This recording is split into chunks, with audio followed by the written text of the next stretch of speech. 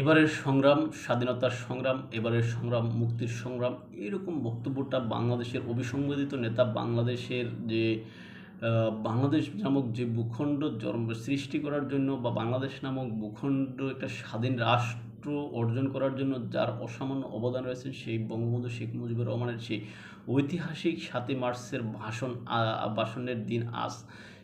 এই দিন দাঁড়িয়ে ১৯৭১ সালে বঙ্গবন্ধু শেখ মুজিবুর রহমান তখন ঘোষণা করেছিলেন যে এবারের সংগ্রাম স্বাধীনতার সংগ্রাম, এবারের সংগ্রাম মুক্তির সংগ্রাম। তখন পাকিস্তানি হানাদার বাহিনী বা পাকিস্তানি বাহিনীর রক্তচক্ষু উপেক্ষা করে বঙ্গবন্ধু শেখ মুজিবুর রহমান কিন্তু এই ঘোষণা দিয়েছিলেন বা এই ভাষণ দিয়েছিলেন। এই ভাষণটাকে অনেকেই বা বিশ্লেষকগণ এই ভাষণকে বাংলাদেশের স্বাধীনতা যুদ্ধের প্রথম স্পিরিট হিসাবে উল্লেখ করেন। কেননা এই ভাষণের যে স্লোগান, এই ভাষণের যে কথাগুলো, এই ভাষণের প্রতিটা শব্দ যদি আপনি বিশ্লেষণ করেন তাহলে এই ভাষণের যে বিষয়টা ফুটে আসে যে বাংলাদেশ রাষ্ট্রের বা বাংলাদেশের মুক্তিযুদ্ধের যত কথাগুলো রয়েছে সকল কথাগুলো কিন্তু এই যে মার্চ মাসে বঙ্গবন্ধু শেখ মুজিবুর রহমান পরোক্ষভাবে তার একটা নির্দেশ দিয়ে গেছেন।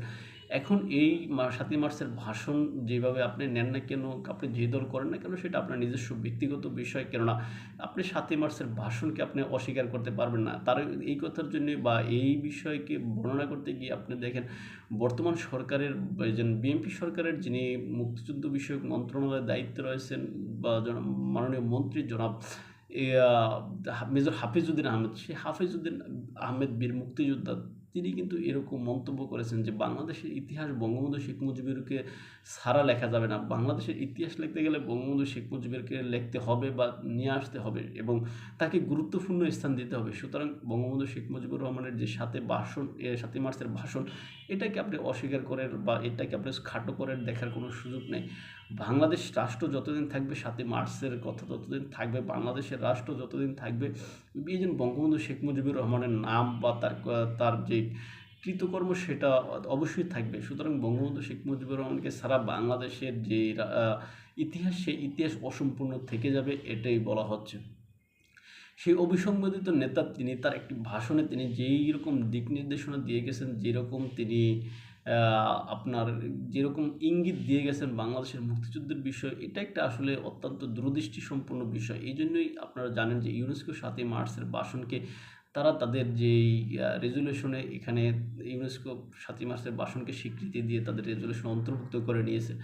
সুতরাং এই ৭ই মার্চের ভাষণকে ছোটো করে দেখার সুযোগ নেই। যদিও বাংলাদেশের প্রেক্ষাপটে যে দল যখন ক্ষমতায় থাকে ওই দলের যে সমস্ত অর্জনগুলো থাকে ওই দল ওইটাই পালন করে, ওই সমস্ত রীতিনীতিগুলো তারা পালন করে। কিন্তু দল যখন ক্ষমতায় না থাকে তখন তখন ওই সমস্ত রীতিনীতিগুলো পালনের তত একটা আমেজ দেখা যায় না। কেননা আপনি দেখেন বাংলাদেশে যদি এখন আওয়ামী লীগ সরকার ক্ষমতায় থাকতো বা আওয়ামী লীগের সুদিন থাকতো তাহলে দেখা যেত যে এই যে ৭ই মার্চের ভাষণকে কেন্দ্র করে আওয়ামী লীগ রাস্তার মোড়ে মোড়ে বা যে কোনো জায়গায় পার্টি অফিসের সামনে, ক্লাবের সামনে তারা এই যে মাইকে বা বক্সে তাদের এই বঙ্গবন্ধুর ভাষণ, এবারের সংগ্রাম স্বাধীনতার সংগ্রাম, এবারের সংগ্রাম মুক্তির সংগ্রাম, এই ভাষণ তারা কিন্তু ছাড়তো বা চালাতো। কিন্তু বর্তমানে রাজনৈতিক পট পরিবর্তনের কারণে এখন সেটা আর নাই। কেননা বিএনপি সরকার তারা তাদের যে সমস্ত অর্জনগুলো আছে ওই সমস্ত অর্জনগুলোই পালন করবে। তারা হয়তো ওই যে আপনার মেজর জেনারেল জিয়াউর রহমানের যে সমস্ত কর্মগুলো আছে সেই সমস্ত কর্মগুলোকে তারা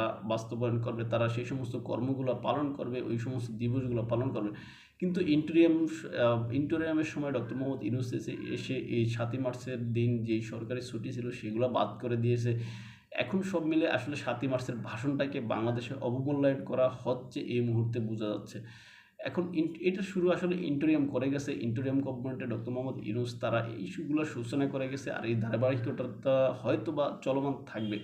তবে মেজর হাফিজের মুক্তিযোদ্ধা বিষয়ক মন্ত্রী জনাব মেজর হাফিজউদ্দিন তিনি যে বীর বিক্রম, তিনি যেই কথা বলেছেন যে এই যে বঙ্গবন্ধু শেখ মুজিবুর রহমানকে ছাড়া বাংলাদেশের যে ইতিহাস সেই ইতিহাস লেখা যাবে না। বঙ্গবন্ধু শেখ মুজিবুর রহমানকে অস্বীকার করে ৭ই মার্চের ভাষণকে অস্বীকার করে আসলে বাংলাদেশের ইতিহাস লেখা যাবে না, এটাই আমার কাছেও মনে হয়। তাই এই দিনে আমরা চাই, আমরা সৃষ্টিকর্তার কাছে প্রার্থনা করি এই বাংলাদেশের যিনি অবিসংবাদিত নেতা বঙ্গবন্ধু শেখ মুজিবুর রহমান তিনি তার জীবদ্দশায় যত ভালো কাজ করে গেছেন সেগুলা কবুল হোক এবং তিনি তার দ্বারা যদি কোনো খারাপ কাজ হয়ে থাকে যেটা এই জন্য সৃষ্টিকর্তা তাকে মাফ করে দেখ, এই আশাবাদ ব্যক্ত রেখে ৭ই মার্চের ভাষণে তার প্রতি স্মৃতিচারণ করে আজকে আমরা আমাদের ভিডিও অনুষ্ঠান এখানেই শেষ করলাম। ভালো থাকবেন সবাই। দেখাবো অন্য কোনো ভিডিওতে, অন্য কোনো বিষয়ে। আমাদেরকে যদি আপনারা ফলো করতে চান ইউটিউব এবং ফেসবুকে স্বপ্নচারীর কথা নামে, ইনস্টাগ্রাম ও টিকটকে এনায়েত হোসেন নামে দেখতে পারেন। আল্লাহ হাফেজ।